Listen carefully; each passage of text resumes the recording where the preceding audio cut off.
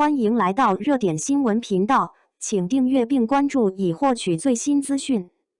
中餐厅9丁禹锡才是宝藏男孩，会英语，能干，还有性格魅力。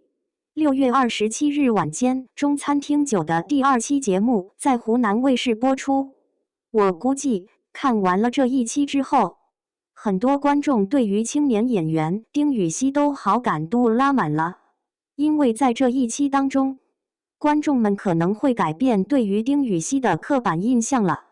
大家的刻板印象当中，他应该是一个拍了不少偶像剧的明星，很有流量。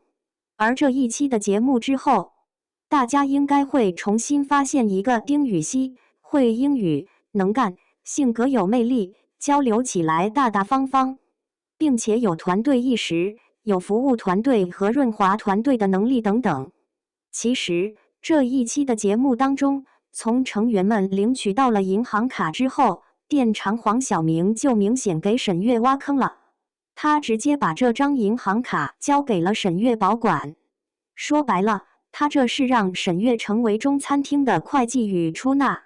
这个活儿在以往的中餐厅当中并不好干，甚至于需要承担很多的剧本任务。以往的中餐厅节目当中，这个会计出纳的工作往往是给老大姐，比如说秦海璐这样的。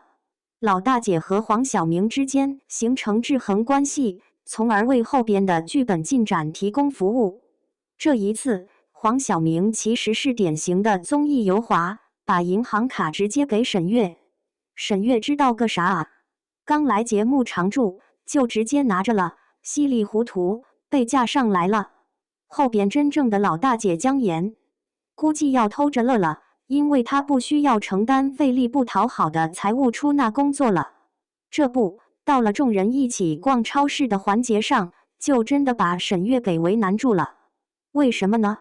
因为按照以往的剧本来讲，这个时候是林大厨使劲买东西的时候，而出纳需要在旁边唠叨：“够了，算了，凑合吧，林大厨，不能再买了之类的。”然而，沈月一个还没结婚的小姑娘，她哪能像很多中老年大姐那样张开嘴批评林大厨了？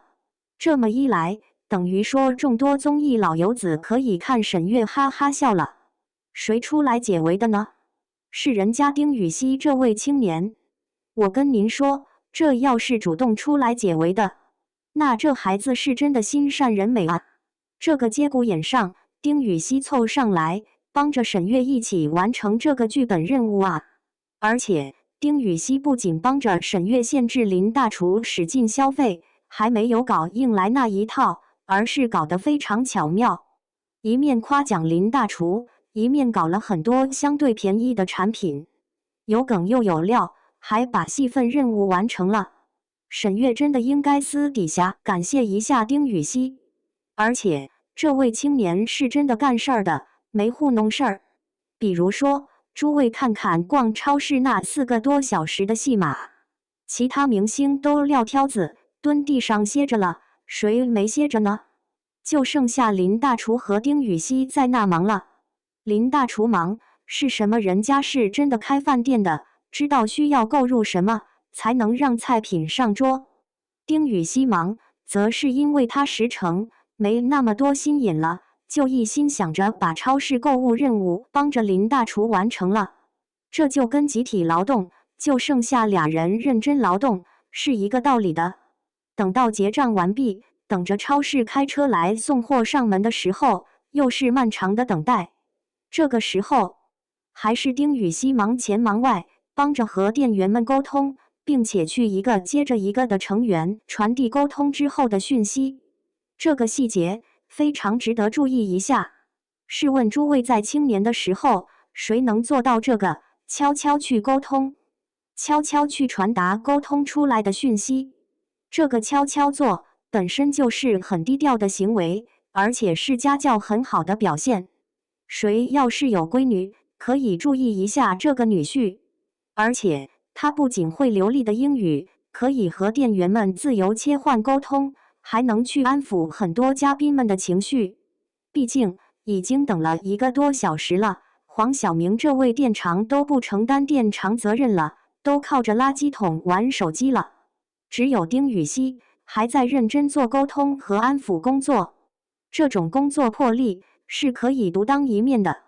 等运输车来了之后，也是丁禹兮上车完成最重要的搬运任务。这种有事儿向前冲的劲儿是很多人都不具备的。车辆行驶途中还有一个细节也很重要，丁禹兮和店长坐在了一起。实际上，丁禹兮虽然不是店长，但这个时候他其实是悄悄承担了店长的职责，而黄晓明这个综艺老油条，他则轻轻松松混个不出错即可。显然，丁禹兮虽然没有店长的名分，但这位小同志是扛事儿的，遇到事儿是真的往前冲的。青年们应该多看看中餐厅9，努力成为丁禹兮这样的能扛事儿的人。